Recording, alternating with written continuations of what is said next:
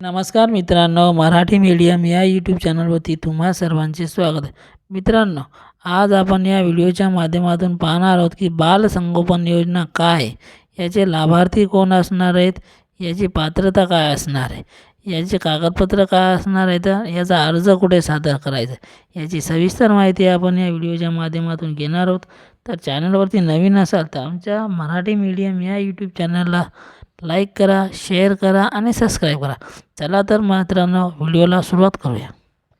मित्रांनो, बालसंगोपन योजनेचा लाभ हा एकल पालकांच्या बालकांना मिळत असतो. आता एकल पालक म्हणजे कोण? ज्या मुलांचे आई वडील हे दोघेही एकबरोबर राहत नाहीत असे. उदाहरणार्थ विधवा महिला असतील, घटस्फोटित महिला असतील, ज्यांनी आपला एक जोडीदार अपघातामध्ये गमावलेला असेल, अनाथ मुले असतील, ज्यांचे आईवडील वारलेले असतील, अशा पालकांच्या बालकांना शासन प्रति महिना 2250 रुपये हा या बालसंगोपन योजनेच्या मार्फत देण्यात येते. बालसंगोपन योजनेच्या मुलांच्या वयाची अट काय असते ते पाहूया.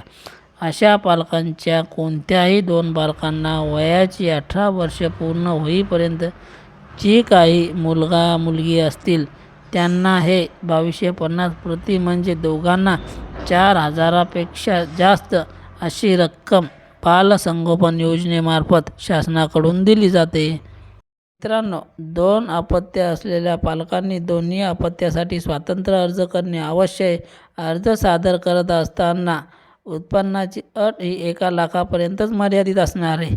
विधवा व घटस्फोटित महिलांच्या पालकांना या योजनेचा लाभ मिळतो का? तर होय, त्या एकलपायी असल्यामुळे घटस्फोटित व विधवा महिलांच्या बालकांना बालसंगोपन योजनेचा लाभ मिळतो. घटस्फोटित महिलांनी घटस्फोट झाल्याच्या कागदपत्रासह अर्ज करावा व विधवा महिलांनी आपल्या पतीच्या मृत्यूचे प्रमाणपत्रासह अर्ज करावा. मित्रांनो, बालसंगोपन योजनेचा अर्ज सादर करत असताना जी काही कागदपत्रे लागणार आहेत ती पाहूया. पालक व पाल्याचा घरासमोरील एक फोटो लागणार आहे. पालकाचा मृत्यू झालेला असेल तर मृत्यूचे प्रमाणपत्र लागणार आहे. अर्जदाराचा व पाल्याचा वयाचा दाखला लागणार आहे. अर्जदार व पाल्याचा आधार कार्ड झेरॉक्सची प्रत लागणार आहे. पालकांचा रहिवासी दाखला लागणार आहे, ग्रामसेवक किंवा सरपंचाकडचा. पालकाचे बँक पासबुक झेरॉक्स लागणार आहे. राष्ट्रीयकृत बँक असणे आवश्यक आहे. वैद्यकीय प्रमाणपत्र पालकाला कोणताही संसर्गजन्य आजार नसल्याचे. पालकाचा उत्पन्नाचा दाखला लागणार आहे, तहसीलदाराकडून मिळालेला. पाल्याचा शाळेत शिकत असलेला दाखला लागणार आहे, बोनाफाईड प्रमाणपत्र व सध्या चालू महिन्याचे इलेक्ट्रिक बिलची एक झेरॉक्स. ही सर्व डॉक्युमेंट बालसंगोपन योजनेचा अर्ज सादर करत असताना लागणार आहेत. मित्रांनो, अर्ज कुठे सादर करावा लागणार आहे ते पाहूया.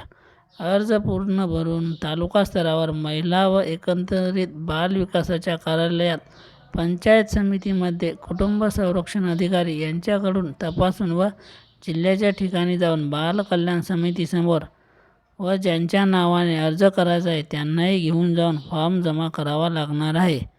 व 3 पासपोर्ट साईज फोटो हे अर्जाबरोबर आपल्याला जोडायचे आहेत. दरवर्षी बालसंगोपन योजनेचे नूतनीकरण व रिन्यू करणे आवश्यक असते, याची नोंद पालकांनी घ्यावी.